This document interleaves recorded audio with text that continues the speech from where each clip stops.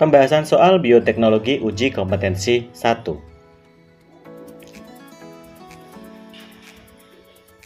Soal yang pertama, salah satu kelemahan bioteknologi modern adalah A. Hasil tidak dapat diperkirakan sebelumnya. B. Hanya diproduksi dalam skala kecil. C. Memerlukan waktu relatif lama. D. Biaya produksi relatif mahal. E. Hasil dapat diperhitungkan. Jawaban yang tepat adalah yang D. Biaya produksi relatif mahal. Nah, penjelasannya, kelemahan-kelemahan bioteknologi modern salah satunya adalah biaya produksi relatif mahal. Kemudian ada lagi memerlukan teknologi canggih dan pengaruh jangka panjang belum diketahui. Sementara itu, hasil dapat diperhitungkan merupakan kelebihan bioteknologi modern. Adapun hasil tidak dapat diperkirakan sebelumnya, hanya diproduksi dalam skala kecil dan memerlukan waktu relatif lama, merupakan kelemahan-kelemahan bioteknologi konvensional. Lanjut nomor 2. Perhatikan berbagai produk bioteknologi berikut. 1. Keju. 2. Vaksin transgenik. 3. Tanaman transgenik. 4. Roti. 5. Antibodi monoklonal. Produk bioteknologi yang pembuatannya menerapkan prinsip bioteknologi konvensional terdapat pada angka. Yang benar adalah yang B, 1 dan 4. Bioteknologi konvensional atau disebut juga bioteknologi tradisional masih menggunakan teknik dan peralatan yang sederhana. Pada bioteknologi konvensional, prosesnya memanfaatkan mikroorganisme, proses biokimia, dan proses genetik alami. Aplikasi bioteknologi konvensional misalnya dalam pembuatan keju dan roti. Proses pembuatan keju melalui proses fermentasi menggunakan bakteri Lactobacillus bulgaricus atau Propionibacterium. Sedangkan pembuatan roti melalui proses fermentasi menggunakan jamur Saccharomyces cerevisiae. Sementara itu, pembuatan vaksin transgenik, tanaman transgenik, dan antibodi monoklonal melibatkan proses bioteknologi modern. Nomor 3, perhatikan langkah-langkah dalam teknik fusi protoplasma berikut. Ada nomor 1-6, urutkan langkah-langkah dalam teknik fusi protoplasma yang benar. Jawaban yang benar di sini adalah yang B. Yang pertama adalah nomor 1, menyiapkan protoplasma dari tumbuhan. Lanjut nomor 3, menghilangkan dinding sel-sel tumbuhan dan mengisolasi protoplasma. Lanjut nomor 2, menguji viabilitas atau aktivitas hidup protoplasma yang diperoleh. Lanjut nomor 4, melakukan fusi protoplasma dalam suatu medan listrik. Lanjut nomor 6, menyeleksi hasil fusi protoplasma. Dan yang terakhir nomor 5, membiarkan hasil fusi protoplasma. Nomor 4, cloning merupakan salah satu teknik dalam bioteknologi modern yang dapat dilakukan dengan cara. Jawaban yang tepat adalah yang D, memasukkan inti sel donor ke sel telur yang telah dihilangkan inti selnya. Nah, cloning atau transplantasi atau pencakokan nukleus digunakan untuk menghasilkan individu secara genetik identik dengan induknya. Proses cloning dilakukan dengan cara memasukkan inti donor ke sel telur yang telah dihilangkan inti selnya. Selanjutnya, sel telur diberi kejutan listrik atau zat kimia untuk memacu pembelahan sel. Sementara itu, menggabungkan dua sel yang berasal dari jaringan yang berbeda dalam suatu medan listrik merupakan cara dalam teknik fusi protoplasma. Menyisipkan gen asing ke organisme sehingga diperoleh sifat yang tidak dimiliki sebelumnya merupakan cara dalam teknik DNA rekombinan. Menumbuhkan jaringan atau sel tumbuhan dalam suatu media buatan secara aseptik merupakan cara dalam teknik kultur jaringan. Sementara membiarkan sel telur dan sel sperma secara in vitro di laboratorium merupakan cara dalam teknik bayi tabung.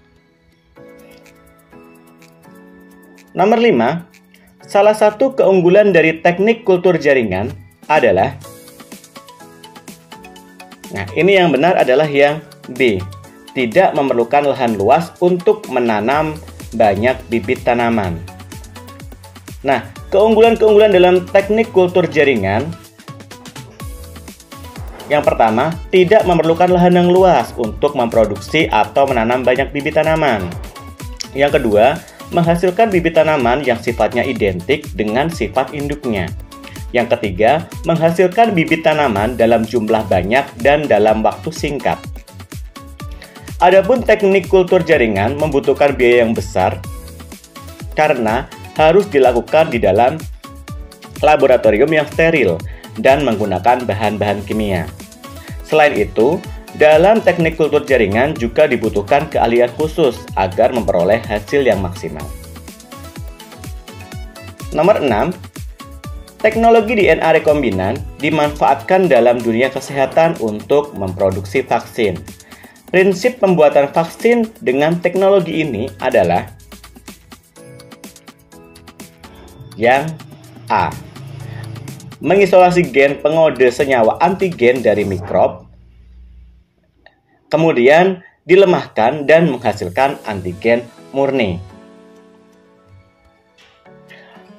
Pembuatan vaksin dengan teknologi DNA rekombinan dilakukan dengan mengisolasi gen yang mengode senyawa penyebab penyakit atau antigen dari mikrob yang bersangkutan. Selanjutnya, gen ini disisipkan pada plasmid mikrob sejenis yang telah dilemahkan atau tidak berbahaya. Mikrob ini menjadi tidak berbahaya karena telah dihilangkan bagian yang menimbulkan penyakit, misalnya lapisan lendirnya. Mikrob yang telah disisipi gen ini akan membentuk antigen murni. Bila antigen ini disuntikkan pada manusia, sistem kekebalan manusia akan membuat senyawa khas yang disebut antibodi. Munculnya antibodi ini akan mempertahankan tubuh dari pengaruh senyawa asing atau antigen yang masuk ke dalam tubuh. Adapun menyuntikkan mikropatogen yang telah dilemahkan ke tubuh agar terbentuk antibodi adalah proses vaksinasi konvensional. Nomor 7, tanaman anti serangga merupakan contoh bioteknologi modern. Pembuatan tanaman anti serangga dilakukan dengan teknik B, DNA rekombinan. DNA rekombinan adalah teknik mengubah susunan DNA suatu organisme dengan cara menyisipkan gen asing ke organisme sehingga diperoleh sifat yang tidak dimiliki sebelumnya. Tanaman anti serangga diperoleh dengan memasukkan gen delta endotoksin Bacillus thuringiensis ke tanaman melalui teknik DNA rekombinan. Selanjutnya, tanaman tersebut akan memproduksi protein delta endotoksin. Protein ini akan bereaksi dengan enzim yang diproduksi oleh lambung serangga. Reaksi ini dapat mengubah enzim tersebut menjadi racun. Dengan demikian, serangga yang memakan tanaman tersebut akan mengalami keracunan lalu mati. Sementara itu, cloning transfer inti merupakan prinsip dasar bioteknologi modern untuk menghasilkan tanaman yang memiliki sifat sama dengan induknya.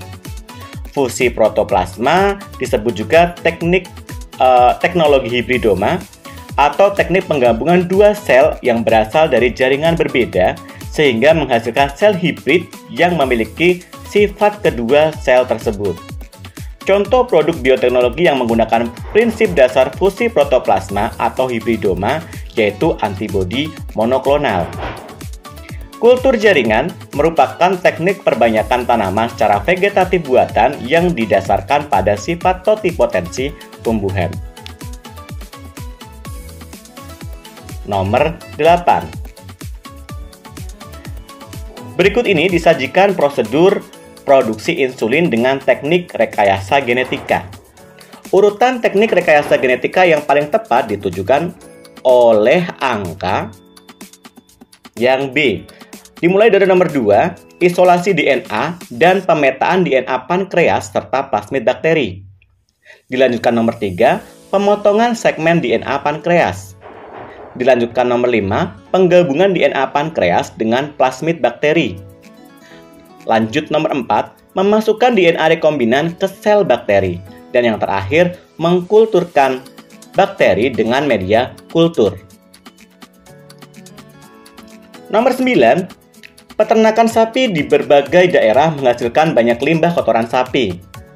Untuk mengatasi masalah limbah tersebut, dilakukan upaya pengolahan limbah kotoran sapi menjadi biogas yang dapat dimanfaatkan masyarakat sebagai bahan bakar rumah tangga. Pengolahan limbah menjadi biogas tersebut dilakukan dengan menerapkan bioteknologi. Prinsip bioteknologi dalam pembuatan biogas adalah, jawaban yang benar adalah yang D.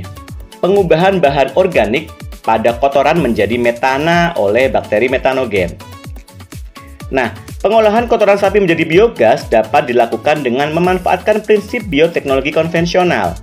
Pengolahan limbah kotoran sapi menggunakan bakteri metanogen seperti Methanobacterium dan Methanococcus. Bakteri tersebut bekerja dengan prinsip fermentasi, yaitu mengubah bahan organik dalam kotoran sapi sehingga menghasilkan metana dalam bentuk gas. Gas metana tersebut dapat dimanfaatkan sebagai bahan bakar rumah tangga. Nomor 10, melalui teknik sel hibridoma dapat diperoleh suatu antibodi monoklonal yang spesifik menyembuhkan penyakit tertentu.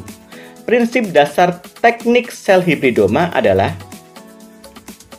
yang E, penggabungan dua sel dari jaringan yang sama atau dua sel yang dari organisme yang berbeda dalam suatu medan listrik. Sel hibridoma merupakan hasil dari teknik fusi protoplasma, yaitu penggabungan dua sel dari jaringan yang sama atau dua sel dari organisme yang berbeda dalam suatu medan listrik. Kondisi ini akan mengakibatkan kedua sel akan tertarik satu sama lain dan akhirnya mengalami fusi atau melebur. Protoplasma diisolasi dengan cara dihilangkan dinding selnya. Protoplasma yang diperoleh lalu diuji viabilitasnya atau aktivitas hidupnya dengan cara melihat aktivitas organel. Fusi protoplasma dilakukan dalam suatu medan listrik. Setelah sel-sel tadi mengalami fusi, tahap selanjutnya adalah menyeleksi protoplasma yang dihasilkan. Setiap sel mempunyai spesifikasi tertentu. Protoplasma yang terseleksi lalu dibiarkan. Fusi protoplasma pada sel hewan dan manusia sangat berguna, terutama untuk menghasilkan hibridoma. Hibridoma merupakan hasil fusi yang terjadi antara sel pembentuk antibodi dan sel mieloma. Adapun pencangkokan gen atau DNA yang telah diisolasi ke dalam plasmid bakteri yang telah dipotong dengan enzim endonuklease retriksi. Pengisolasi DNA dari suatu organisme dengan memotongnya menjadi segmen-segmen kecil menggunakan enzim retriksi endonuklease merupakan tahapan proses dari teknik DNA rekombinan.